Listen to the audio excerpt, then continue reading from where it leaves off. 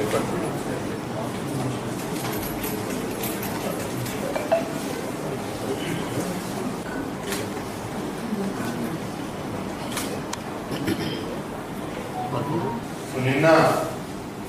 గరిబేడి మండలం శివరాం గ్రామంలో ఉదయం అరౌండ్ 9కి ఒక అన్ఫార్చునేట్ ఇన్సిడెంట్ జరిగింది.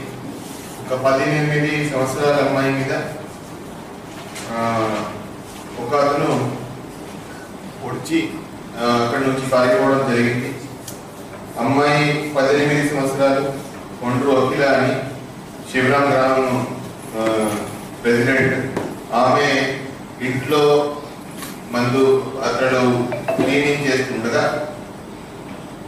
ఇతను ఆ ఇంట్లో దాక్కొని బ్యాక్ సైడ్ నుంచి ఆమె ఇంట్లోకి వచ్చేటప్పుడు బ్యాక్ సైడ్ నుంచి వచ్చి ఆమెను 2 చోట్ల పొడవడం జరిగింది. పొడిచి అతను అక్కడి నుంచి పారిపోయాడు. ఆమె కేసులో వేసింది. కొంతమంది ముద్దాయి కేసు కూడా చేయడం జరిగింది, కానీ పట్టుకోలేకపోయారు. తర్వాత ఇమీడియట్ గా పోలీస్ కి ఇంటిమేషన్ ఇవ్వడం జరిగింది.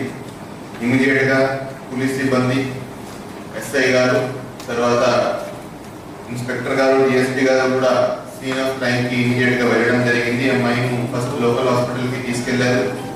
అక్కడ నుంచి మెడికవర్ విజయనగరం కి రెఫర్ చేయడం జరిగింది. అక్కడ అమ్మాయికి ట్రీట్మెంట్ ఇప్పించడం జరిగింది. సో ఇమీడియట్ గా ఇది జరిగినాక నేను కూడా సీన్ విజిట్ చేయడం జరిగింది.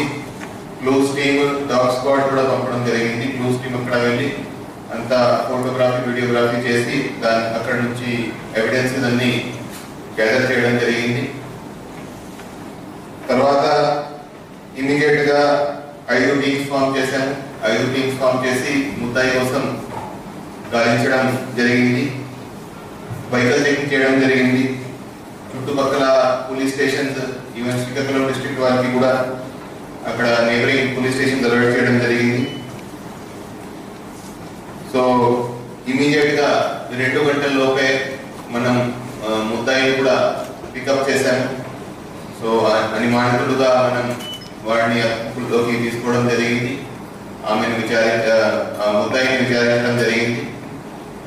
సో ముద్దాయి అదే గ్రామానికి చెందిన, వాళ్ళకి బాగా పరిచితుడు, ఆదినారాయణని, గుర్ల ఆదినారాయణని, 21 years ఏజ్. వాళ్ళ అన్న, ఈ విక్టిమ్ ఎవరైతే ఉన్నారో అమ్మాయి అన్న, వాళ్ళకి బాగా క్లోజ్గా తిరుగుతుంటాడు, ఇంటికి వస్తా పోతా ఉంటాడు.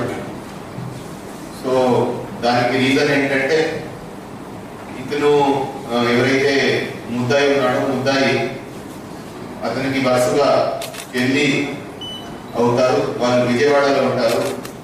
ఇన్స్టాగ్రామ్ మీద వాళ్ళతో కొద్దిగా వల్గర్ మెసేజెస్ కొన్ని పెట్టడం జరిగింది.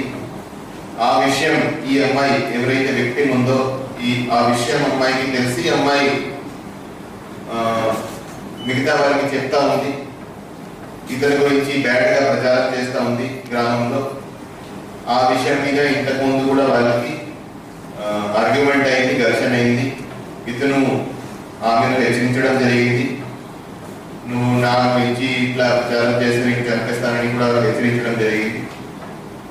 సో నిన్న అతను అవకాశం చూసి ఎవరు లేని సమయంలో ఇంట్లో వచ్చి దాక్కున్నాడు. ఆమె పక్క ఇంటి నుంచి వచ్చేటప్పుడు బ్యాక్ సైడ్ నుంచి సడన్ గా ఆమె పని చేస్తుండగా సడన్ గా బ్యాక్ సైడ్ నుంచి వచ్చి పొడవడం జరిగింది. ఆమెను చంపే ఇంటెన్షన్ తో పొడవడం జరిగింది. సో ఇతన్ని ఈరోజు అరెస్ట్ చేసి రిమాండ్కి పంపించడం జరుగుతుంది. అటెంప్ట్ మర్డర్ కింద అతని మీద కేసు నమోదు చేయడం జరిగింది. అతని దగ్గర నుంచి ఏదైతే అతను ఈ కత్తి యూజ్ చేశాడో ఆ కత్తి కూడా రికవర్ అయింది. కత్తి మీద బ్లడ్ కూడా ఉంది. అదేవిధంగా అతని బట్టల మీద కూడా బ్లడ్ ఉంది.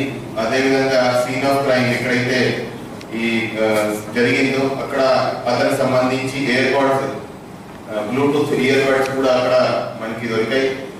సో అదేవిధంగా అతను ఒక మంకీ క్యాప్ వేసుకొని వచ్చాడు. ఆ మంకీ క్యాప్ కూడా సీన్ ఆఫ్ క్రైమ్ లోనే మనకి దొరికింది.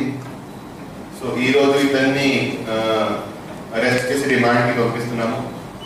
సో ఈ ఇన్సిడెంట్ జరిగిన వెంటనే ఈ ఇన్సిడెంట్ చాలా సీరియస్గా తీసుకోవడం జరిగింది. ఈ ఇన్సిడెంట్ మీద డీజీపీ గారు, హోమ్ మినిస్టర్ మేడం, ఏడీజీ గారు, డిఐజీ గారు కూడా చాలా క్లోజ్గా పరిశీలించడం జరిగింది. నేను కూడా ఇమీడియట్గా స్పాట్కి వెళ్ళడం జరిగింది. ముద్దాయిను 2 గంటల్లోపే మనం ఐడెంటిఫై చేయగలిగాము, తర్వాత పికప్ చేయగలిగాము.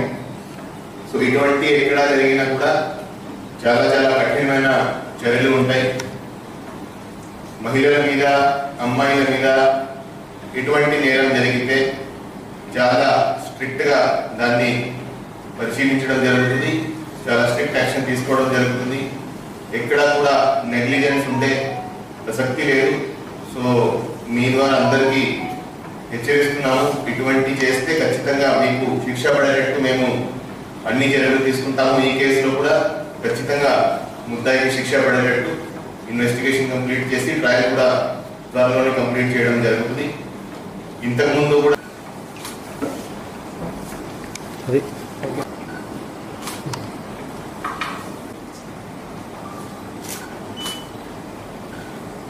యు ఆనందరావు